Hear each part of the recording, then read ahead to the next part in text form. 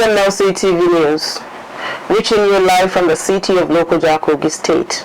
I am Fatima Yakub. The headlines. Nigeria President Muhammadu Buhari has presented the 2022 federal budget proposals to the National Assembly. Anambra Governorship election, INEC insists on November. Bill to establish law schools in geopolitical zone scales through National Assembly reading. Now, the news in detail. Nigeria President Muhammadu Buhari has presented the 2022 federal budget proposals to the National Assembly. He commended them for expeditious consideration and passage of the Supplementary Appropriation Bill 2021. He further underscores their commitment and collective effort to contain the COVID-19 pandemic and address the various security challenges facing the country. He commended them also for the quick consideration and approval of the 2022-2024 medium-term expenditure framework and fiscal strategy paper.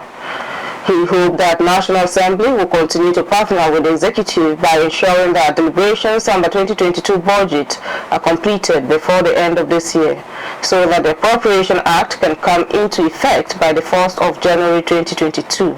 President Muhammadu Buhari 2022 to 2024 medium-term expenditure framework and fiscal strategy paper sets out the parameters for the 2022 budget as follows: conservative oil price benchmark of $57 per barrel, daily oil production estimate 1.88 million barrels, inclusive of condensates of 300,000 to 400,000 barrels per day, exchange rate of 410.15 per US dollar, and projected GDP growth rate of 4.2% and 13% inflation rate. 2022 revenue estimates based on these fiscal assumptions and parameters. Total federally collectible revenue is estimated at 17.70 trillion naira in 2022. Total federally distributable revenue is estimated at 12.72 trillion naira in 2022, while total revenue available to fund the 2022 budget is estimated at 10.13 trillion naira. Planned 2022 expenditure, a total expenditure of 16.39 trillion naira is proposed for the federal government in 2022. The proposed expenditure comprises non-debt recurrent cost of 6.83 trillion naira, personnel cost of 4.11 trillion naira, capital expenditure of 5.35 trillion naira, including the capital component of statutory transfers, debt services of 3.61 trillion naira, and sinking fund of 292.71 trillion naira, and sinking fund of 292.71 billion naira to retire certain maturing bonds. A bill seeking for the establishment of 6 additional campuses for the Nigerian law has scaled second reading in the Senate.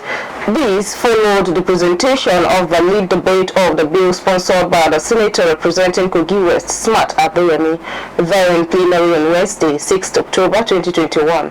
The bill is entirely a bill for an act to amend the Legal Education Consolidation, etc. Act by establishing the campuses for the Nigerian Law School and other related matters. Reports gather that the bill that seeks for the establishment of additional one each in the 6 geopolitical zones of Nigeria to include Kaba Law School campus in Kogi State. The lawmaker Smart Adeyemi explained that the Nigerian Law School developed a multi-campus structure in 1999 and the original premises in Lagos became the Lagos campus of the Nigerian Law School.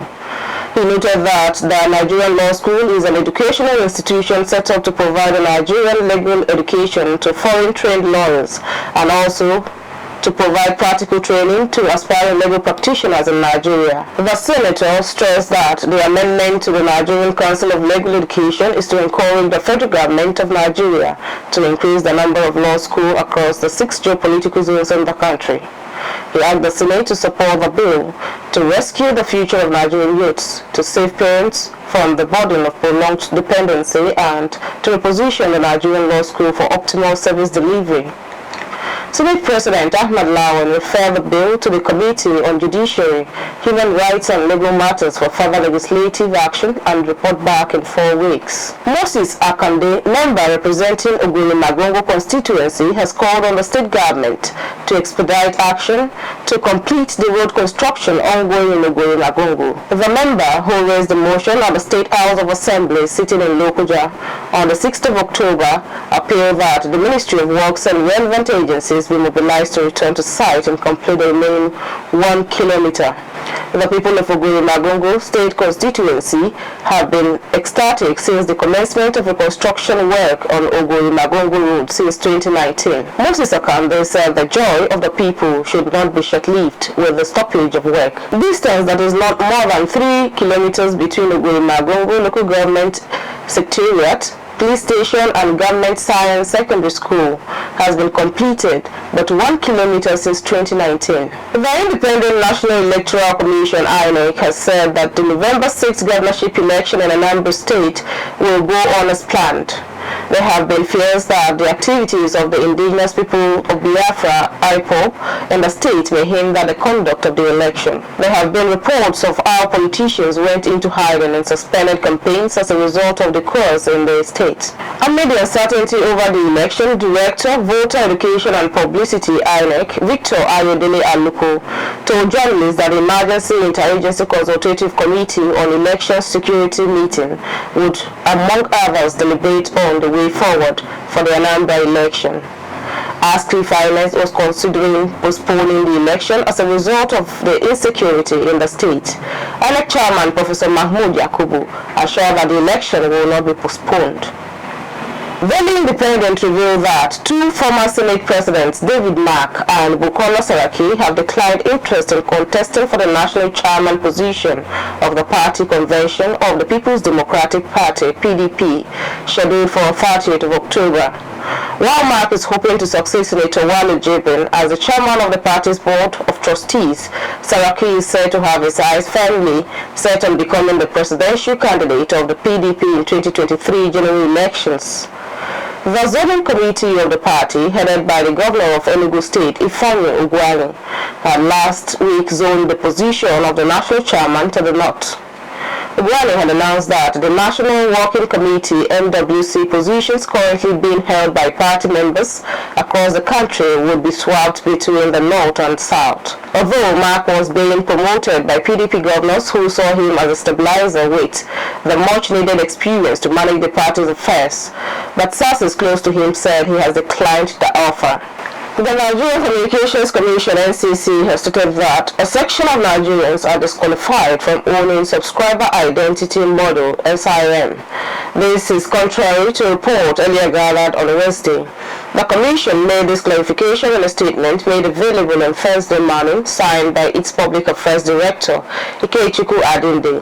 The Nigerian Communications Commission (NCC) would like to draw the attention of the public to a publication in a section of the media purporting that the Commission is developing a regulation to disqualify Nigerians below 18 years of age from getting subscriber identity model. For the avoidance of doubt, the Commission wishes to categorically state that the said report is not only misleading and inaccurate, but the misinformation and mischaracterization of the precedents of the public inquiry on the reviewed draft registration of telephone subscribers regulation, which took place on Tuesday, October 6, 2021. The Commission considers it necessary to set the record straight for the purpose of serving existing and potential telecom subscribers, investors and other stakeholders in the industry accurate information for making informed decisions. In accordance with the Section 70 and 71 of the Nigerian Communications Act 2003 and the Commission's consultative engagement process, which defines its rule-making process, the public inquiry was held for all relevant stakeholders to provide input on the draft regulatory instrument. The age of 18 years for SIM acquisition proposed in the draft regulation is contingent on the constitutional provision, which makes 18 years the age of consent in Nigeria. Also, SIM acquisition is a contract between service providers and their subscribers, which requires the subscriber to have proper legal status, be of matured mind and rational enough to bear certain responsibilities, obligations and liabilities imposed by a contract. The proposal is therefore to protect minors. Parents and guardians can acquire SIMs in their names on behalf of their children and wards, in which case they assume whatever responsibilities or liabilities that arise from the usage of such SIMs. A measure expected to also strengthen national security, while the Commission is progressively pursuing digital inclusion for all. The draft proposal is intended to guarantee increased monitoring of children and shield the minors from undue liabilities in the line with NCC's Child Online Protection Drive.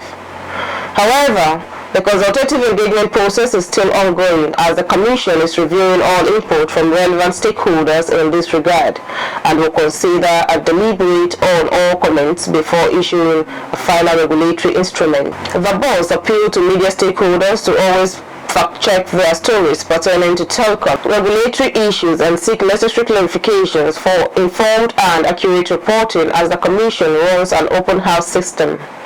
The National Industrial Court, sitting in Ibadan, Oyo State capital, on Wednesday, has vacated the ex-party order obtained by some members of the Nigerian Union of Journalists in Ogun State Council suspending the 7th Terrennial Delegates Conference. With the latest development, the NUJ's Delegates Conference has successfully taken off in Umuahia, the capital of Abia State. Reacting to the court order, the NUJ president and candidate in the election, Comrade Chris Isiguzo, congratulates members of the union for a well-deserved legal victory over the anti-union forces. In his welcome address to the delegates at the Congress, he said, "It is destined to herald a new dawn for the union." The ex-party order obtained by some members in Ogun State Council from Ibadan Division of the National Industrial Court of Nigeria, suspending the 7th Terrennial Delegates Conference, has been vacated by the court. He said all encumbrances have been cleared. He further said that the union is winner as a collective interest which surpasses individual interest. It is on the record that two NUJ members earlier approached the court to stop the Terrennial Delegate Congress, citing some irregularities in the constitution of the Credentials Committee for the election. Faisal Maina, son of the former chairman of the now defunct pension reform tax team, Abdulrashid Maina, has been sentenced to 14 years imprisonment. Justice Okon Abang of the Federal High Court in Abuja gave the judgment on Thursday in a suit filed by the federal government against the Faisal Abdulrashid Maina on money laundering charges. Faisal, who is standing trial on charges of money laundering, had jumped bail, refusing to attend trial since November 24, 2020 for 5 years. In count 2, he was sentenced to 14 years imprisonment with immediate effect. The court also ordered that Faisal returns to the federal government the sum of 58.1 million naira and the company used to wind up. For count 3, he was jailed for 5 years. The court held that the term would run concurrently. Justice Abang further ordered the federal government to arrest Faisal wherever he is found in Nigeria and commit him to a correctional center. But if arrested outside Nigeria, the federal government has been asked to lawfully extradite him to face his sentence. Faisal was arraigned by the Economic and Financial Crimes Commission (EFCC) on October 25, 2019 and was granted bail on November 26, 2019 in the sum of 60 million naira with a surety in like sum. He, however, jumped bail and stopped attending his trial on February 24, 2021. The EFCC alerted the court that he was on the run to the United States of America.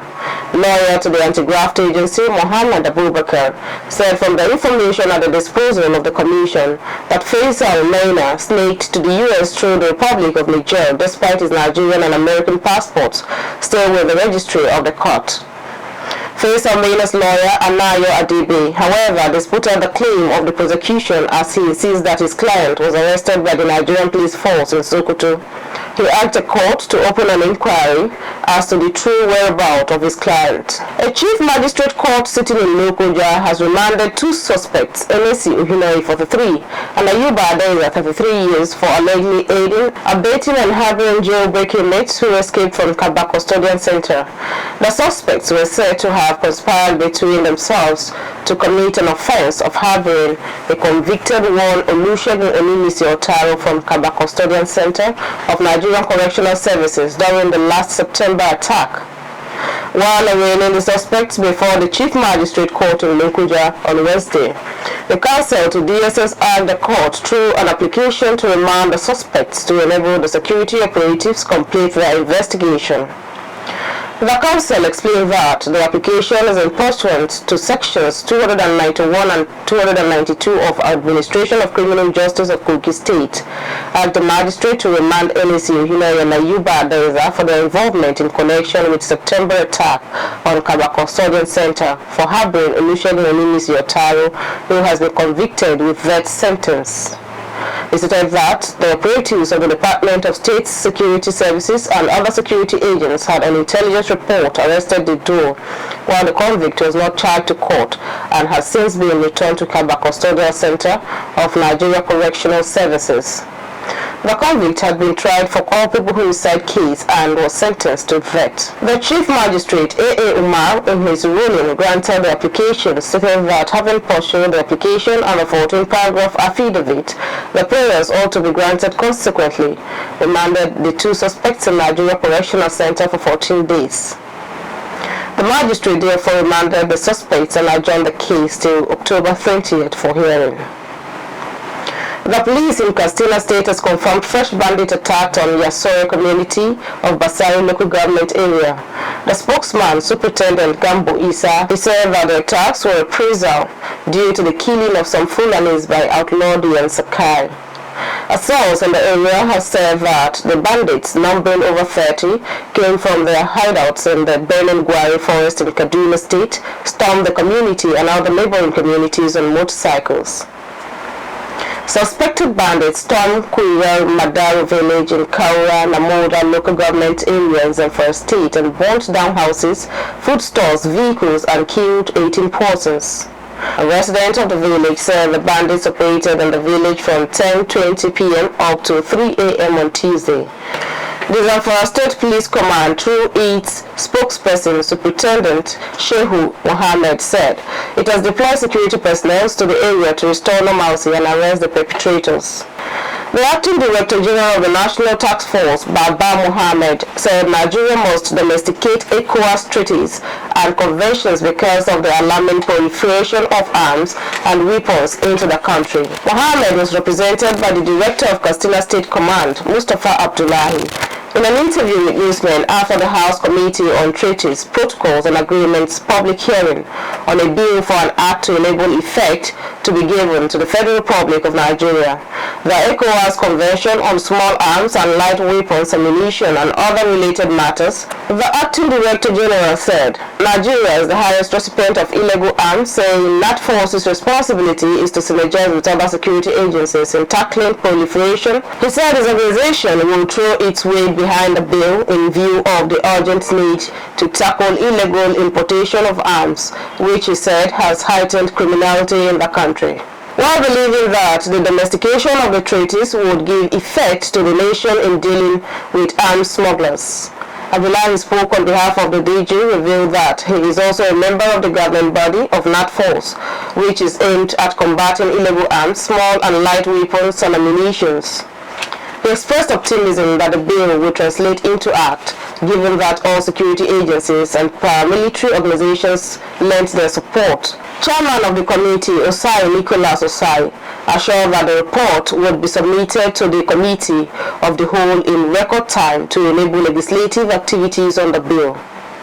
The Katsina State Police Command has paraded before Usman, a 42-year-old woman, for allegedly selling fake employment offer letters to unsuspecting job seekers in Nigeria. According to the police public relations officer in the state, Superintendent Gambo Isa, the suspect Hajara Iye Ebunu allegedly amassed over 47 million naira from the Economic Community of West African States, ECOWAS, job scam. Hajara allegedly collected the sum of 3.5 million from each of the unsuspecting job seekers before issuing them with the fake ECOWAS online appointment letters to work at the headquarters with a monthly salary of 3 million naira. According to Superintendent Isa Gambo, based on credible intelligence, the command succeeded in arresting one Ibrahim Lawal El Maki, aged 45 years, of Rafin Dadi quarters, now residing at Kwarimpa quarters, Abuja, who conspired with one Hadarat Iye Ebunu, aged 42 years, of Kubwa, Abuja, an indigene of Kogi State, a dismissed Nigerian Immigration Service officer,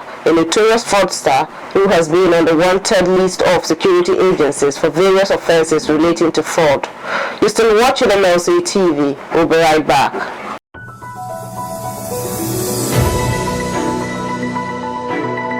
Mlc TV Online is here for your timely and reliable news that reaches you fast with the breaking news. Choose Mlc TV. Get human interest stories right here on Mlc TV with entertainment, sports, business, culture, tourism, and fashion news stories, all featured on MLC TV.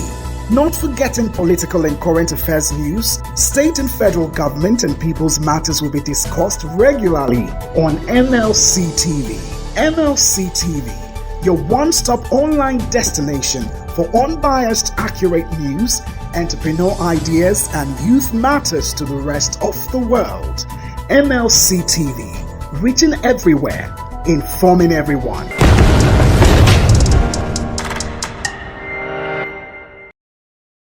Reuters has gathered that oil prices have dropped nearly 2% on Wednesday, pulling back from the multi-year high as an unexpected rise in U.S. crude inventories prompted buyers to take a breather after recent torrid gains. The U.S. Energy Department said gasoline inventories also rose, while distillate inventories were down only modestly. Brent crude hit $83.47 a barrel, its highest since October 2018, but settled at $81.08, down $1.48 a barrel, or 1.8%. U.S. crude climbed to $79.78, highest since November 2014, before retreating to $77.43 for a daily decline of 1.50 or 1.9%. The price of global benchmark Brent has surged more than 50% this year, adding to inflationary pressure that could slow recovery from COVID-19 pandemic. Natural gas has surged to a record peak in Europe, and coal prices from major exporters have also hit all-time highs. Taiwan will continue to play its role as a member of the international community and ensure regional peace and stability. President Tsai Ing-wen told a visiting delegation of the 4 senators led by former Defense Minister Richard arrived in Taiwan on Wednesday, despite the strong objections of China, which views the island as its own territory, and it's always angered by visits of foreign officials. The visit by the senators comes after 4 straight days, beginning last Friday, of mass Chinese Air Force missions into Taiwan's air defense zone. Moves that drew the concern of the United States and its allies, speaking to the senators at the presidential office. Tsai thanked France for its concern about the situation in the Taiwan Strait and support for its international participation. She said they will continue to fulfill their responsibilities as members of the international community to ensure peace and stability in the Indo-Pacific region. We hope to make more contributions to the world along France. Richard, head of the French Senate's Taiwan Friendship Group, was France's defense minister from 1997 to 2002 under President Jacques Chirac. Richard has visited Taiwan twice before, in 2015 and 2018. Tsai said Taiwan was very moved. Richard decided to come, despite what she described as pressure, a reference to China. In March, the Chinese embassy in Paris warned against lawmakers meeting Taiwanese officials, prompting a rebuff at the time from the French Foreign Ministry. At least 20 people have been killed after an earthquake struck Pakistan's southern Balochistan province earlier on Thursday, officials have told newsmen. Authorities says the death toll may increase and that many people were killed when structures collapsed. Report says many of the dead were women and children. The U.S. Geological Survey said it was a 5.9 magnitude quake that struck at a shallow depth of 9 km. Shallow quakes can cause more damage. Now to Ali Nasser on Sports Today.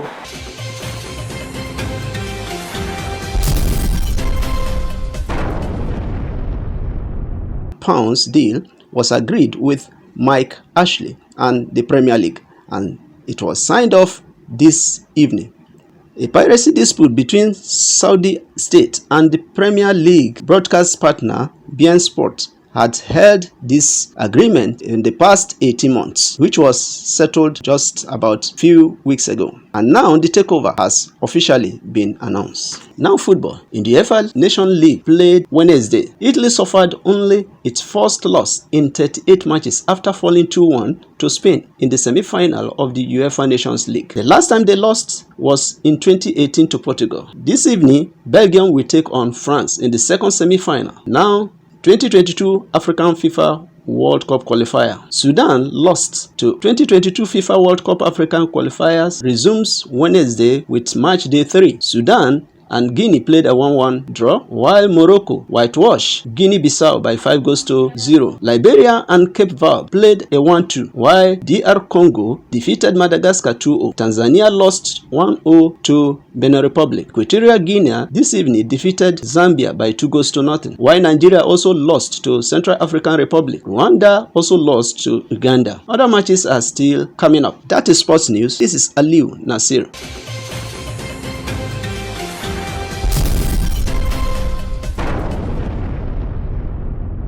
On entertainment, Matthias Ayodeji, over to you.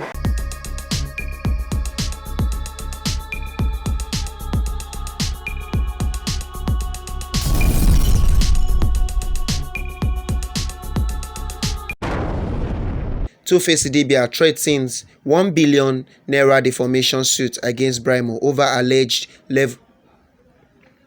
In Africa, Two-Face Idibia threatened 1 billion naira defamation suit against Brimo over allegations leveled against him. Nigerian music icon Two-Face Idibia has threatened to file a defamation suit against Brimo over his recent tweets. It will be recalled that Brimo, in a series of tweets, accused the music star of physically assaulting him and allegedly accusing him of sleeping with his wife. Brimo took to his Twitter page where he shared the letter he received from the lawyers of the music icon. The letter gave Brimo 48 hours to tender an unreserved apology to Two-Face Idibia and family on all social media pages. It also stated that he should withdraw all the comments he made about the music star from his social media pages.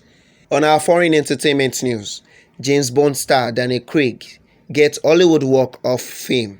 Daniel Craig has capped the launch week of his final James Bond movie by becoming the 2,704th celebrity to be honored with a star on the Hollywood Walk of Fame in California. It was unveiled outside 7007 Hollywood Boulevard in honor of the fictional British spy codes number. Just yards away is the star of his predecessor as Bond, Sir Roger Moore. Craig, who has played 007 since 2006, said it was an absolute honor to be walked all over in Hollywood. The 53-year-old was introduced by Bond's producer Michael J. Wilson and Barbara Broccoli, along with his co-star in the latest 007 outing, No Time to Die, Rami Malek. Matthias Ayodeji Peter reporting for MLC TV. Back to our caster for more stories.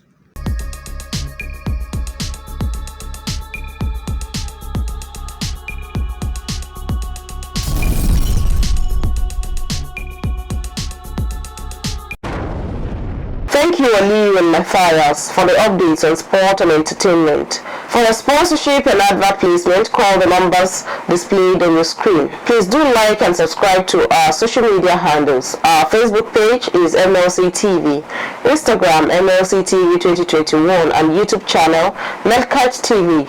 I am Fatima Yakub. Thanks for staying with us.